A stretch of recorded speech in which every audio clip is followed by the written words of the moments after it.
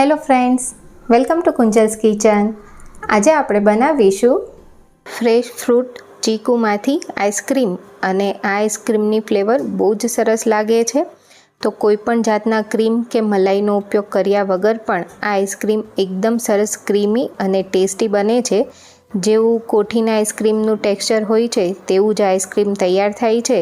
તો જો વિડીયો પસંદ આવે તો વિડીયોને છેલ્લે સુધી જોઈ એક લાઈક કરી દેજો. સાથે પ્લીઝ ચેનલને સબસ્ક્રાઈબ કરી દેજો. તો ચીકુનું આઈસ્ક્રીમ બનાવવા માટે અહીં મેં 4 મીડિયમ સાઇઝના ચીકુ લીધા છે અને ગ્રામમાં આ 400 ગ્રામ ચીકુ છે. ચીકુ પસંદ કરતી વખતે હંમેશા આ રીતે થોડા લાલ અથવા તો પીળાશ પડતા ચીકુ હોય એવા લેવાના છે. આવા ચીકુ પસંદ કરશો તો એ ખાવામાં મીઠા પણ હોય છે અને એનો સ્વાદ પણ વધારે સરસ હોય છે. તો ચીકુને પ્રોપર ધોઈ એ પછી તેને કાપી લઈશું. ચીકુ એકદમ સરસ પાકેલા હોય એવા જ લેવાના છે. અને કાપતી વખતે ચીકુમાં જે આ વચ્ચેનો સફેદ ભાગ છે એ સાવ જ કાઢી લેવાનો છે. તેનાથી આઈસ્ક્રીમમાં ચીકાશ પકડાઈ જશે. એટલે હંમેશા જ્યુસ કે આઈસ્ક્રીમ બનાવતા હોય ત્યારે ચીકુનો આ વ્હાઈટ પોર્શન સાવ દૂર કરી દેવાનો છે. એ પછી ચીકુને મેં આ રીતે મીડિયમ સાઇઝના ટુકડામાં કાપી લીધા છે. હવે અહીં મેં ચીકુનું આઈસ્ક્રીમ બનાવવા 1 લીટર દૂધ લીધું છે. ફૂલ ફેટ મિલ્ક છે આ. તેમાંથી અડધો કપ દૂધ સાઈડમાં કાઢી લઈશું. અને જે આ બાકીનું વધેલું દૂધ છે તેને ઉકળવા માટે મૂકવાનું છે. તો પહેલાં આપણે જે આ સાઈડમાં કાઢેલું દૂધ છે તેમાં 1 ચમચી કોર્નફ્લોર એડ કરીશું. તો જે રેગ્યુલર જમવાની ચમચી હોય તે જ ભરીને મેં કોર્નફ્લોર લીધો છે. અને સાથે 2 ચમચી ભરીને કસ્ટર્ડ પાવડર લઈશું. તો કસ્ટર્ડ પાવડરથી આઈસ્ક્રીમની ફ્લેવર બહુ જ સરસ આવે છે. સાથે સાથે આઈસ્ક્રીમને થિકનેસ પણ મળે છે. અને કોર્નફ્લોરનું કામ પણ દૂધને થીક કરવાનું હોય છે. અહીં આપણે બંને લીધેલા છે. હવે પ્રોપર બંનેને મિક્સ કરી દઈશું. એ પછી અહીં મેં એક કડાઈમાં થોડું પાણી લઈ લીધું છે, 2 થી 3 ચમચી જેટલું. અને આ હેવી બોટમવાળી કડાઈ લીધી છે. તેની અંદર જે 1 લીટર દૂધ લીધું હતું એ એડ કરી દઈશું. અને આઈસ્ક્રીમ બનાવવા માટે હંમેશા ફૂલ ફેટ મિલ્કનો જ યુઝ કરવાનો, જેથી આઈસ્ક્રીમ એકદમ સરસ મલાઈદાર બને. તો હવે દૂધને મીડિયમ ફ્લેમ પર એક ઉભરો આવે અને ઉકળવાનું ચાલુ થાય ત્યાં સુધી ગરમ કરવાનું છે. તો અહીં દૂધમાં સરસ ઉભરો આવીને દૂધ ઉકળવાનું ચાલુ થઈ ગયું છે. અહીં આપણે એકલા દૂધનું આઈસ્ક્રીમ બનાવીશું. એમ છતાં દૂધને વધારે પડતું ઉકાળવાની કોઈ ઝંઝટ નથી. છતાં આપણું આઈસ્ક્રીમ સરસ ક્રીમી જ બનશે. હવે દૂધમાં પોણો કપ જેટલી મેં અહીં દળેલી સાકર લીધી છે એ એડ કરીશું. અને ગ્રામમાં જોઈએ તો આ લગભગ 125 ગ્રામ સાકર છે. અહીં તમે સાકરની જગ્યાએ દળેલી ખાંડનો પણ ઉપયોગ કરી શકો છો, અથવા તો ખાંડ લેતા હોય તો આખી ખાંડ પણ લઈ શકાય છે. હવે દૂધને ફરીવાર થોડું ઉકાળીશું, જેથી સાકર સરસ પીગળી જાય. અને એ પછી તેમાં જે દૂધ આપણે અલગ રાખ્યું હતું કોર્નફ્લોર અને કસ્ટર્ડ પાવડરના મિશ્રણવાળું એ એડ કરવાનું છે.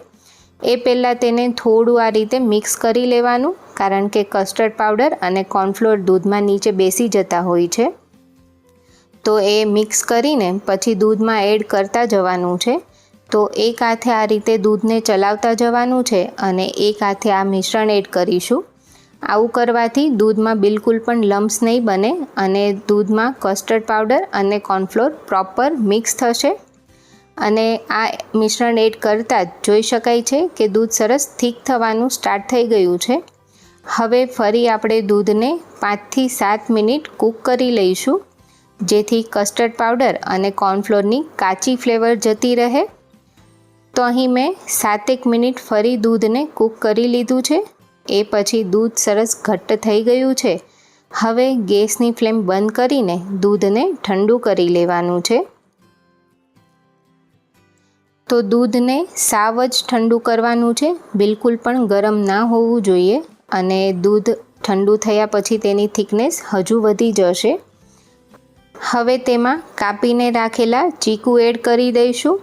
તો ચીકુ એડ કરવા હોવાથી દૂધને એકદમ ઠંડુ કરી લીધા પછી જ તેમાં ચીકુ એડ કરવાના છે. હવે દૂધની સાથે ચીકુને આ રીતે હેન્ડ બ્લેન્ડરની મદદથી પ્રોપર મિક્સ કરી લઈશું, એટલે ચીકુ સરસ આ રીતે પીસાઈ જશે. આ પ્રોસેસ તમે કોઈપણ મિક્સર જારમાં પણ કરી શકો છો. તો ચીકુ સરસ દૂધની સાથે મિક્સ થઈ ગયા છે અને હવે આ તૈયાર કરેલા આઈસ્ક્રીમના મિશ્રણને પ્લાસ્ટિકના કન્ટેનરમાં ભરી લેવાનું છે. અહીં મેં પ્લાસ્ટિકના કન્ટેનરનો યુઝ કર્યો છે. તમે કોઈપણ સ્ટીલના ડબ્બામાં પણ આ મિશ્રણને ભરી શકો છો. હવે પ્રોપર ઢાંકણ ઢાંકીને તેને ફ્રીઝરમાં 7થી 8 કલાક માટે અથવા તો આખી રાત માટે મૂકીને આઈસ્ક્રીમના બેઝને સેટ કરી લેવાનો છે. તો અહીં 8 કલાક પછી આપણે આઈસ્ક્રીમનો બેઝ ચેક કરીએ તો એકદમ સરસ સેટ થઈ ગયો છે. તો હવે આપણે તેમાંથી તેના નાના નાના ટુકડા કરી લેવાના છે અને આ રીતે કરીને તેને એક મિક્સર જારમાં એડ કરતા જઈશું. તો આ સેટ થયેલા આઈસ્ક્રીમને આપણે મિક્સી જારમાં લઈને પીસવાનું છે, એટલે ધ્યાન રાખવાનું છે કે ટુકડા સાવ નાના નાના જ આઈસ્ક્રીમના કરવાના છે. જો આઈસ્ક્રીમ વધારે પડતું સેટ થઈ ગયું હોય તો એને થોડી વાર માટે બહાર રાખી દેશો તો એ થોડું નરમ થઈ જશે. એ પછી તેને આ રીતે પીસી લેવાનું છે અને મિક્સરમાં પીસતી વખતે મિક્સરને ચાલુ બંધ કરીને જ પીસવાનું છે, એકસાથે મિક્સર ફેરવીને પીસવાનું નથી. તો આ રીતે મિક્સરમાં પીસ્યા પછી જોઈ શકાય છે કે જેવું કોઠીનું આઈસ્ક્રીમ હોય ને તેવું જ આ આઈસ્ક્રીમનું ટેક્સચર આવી ગયું છે. આઈસ્ક્રીમને તમે એઝ ઇટ ઇઝ આમ પણ સર્વ કરી શકો છો, પરંતુ આપણે તેને ફરી થોડી વાર માટે સેટ કરીને પછી સર્વ કરીશું. તો આ રીતે આઈસ્ક્રીમને મિક્સી જારમાં પીસવાથી તેમાં જે પણ બરફના કણ હોય એ ભાંગી જશે અને આઈસ્ક્રીમ એકદમ સરસ સ્મૂથ તૈયાર થશે. તો થોડું આઈસ્ક્રીમ ડબ્બામાં લઈ તેમાં થોડા ચીકુના ટુકડા એડ કરીશું. તો એક ચીકુને મેં આ રીતે ઝીણા ટુકડામાં સમારી લીધું હતું. એ પછી ફરીવાર તેના પર થોડું આઈસ્ક્રીમ એડ કરી દઈશું અને લાસ્ટમાં ફરી ઉપરથી થોડા ચીકુના ટુકડા એડ કરીશું. આ ટોટલી ઓપ્શનલ છે, તમને ના ગમે તો અવોઇડ પણ કરી શકો છો અને ચીકુની જગ્યાએ તમે ટૂટી ફ્રૂટી પણ લઈ શકો છો. ચીકુના આઈસ્ક્રીમ સાથે ટૂટી ફ્રૂટીનો ટેસ્ટ પણ બહુ જ સરસ આવે છે. તો બંને ડબ્બાના આઈસ્ક્રીમને મિક્સરમાં આ રીતે સ્મૂથ પીસીને થોડા ચીકુના પીસ એડ કરીને ફરીવાર ફ્રીઝરમાં 2 થી 3 કલાક માટે સેટ કરવા માટે મૂકીશું અને 2-3 કલાક પછી આઈસ્ક્રીમ એકદમ સરસ ફરીવાર સેટ થઈ ગયો છે અને અત્યારે જોતાં જ ખ્યાલ આવે છે કે એકદમ સરસ સોફ્ટ, ક્રીમી અને મલાઈદાર આપણો આઈસ્ક્રીમ તૈયાર થયો છે. એકદમ ઘરની બેઝિક સામગ્રીનો ઉપયોગ કરીને આપણે આઈસ્ક્રીમ તૈયાર કર્યો છે, એમ છતાં બજાર જેવો જ તમારો આઈસ્ક્રીમ તૈયાર થશે અને આ ચીકુની ફ્લેવર ઘરના નાના મોટા બધાને ભાવે તેવો આઈસ્ક્રીમ તૈયાર થાય છે.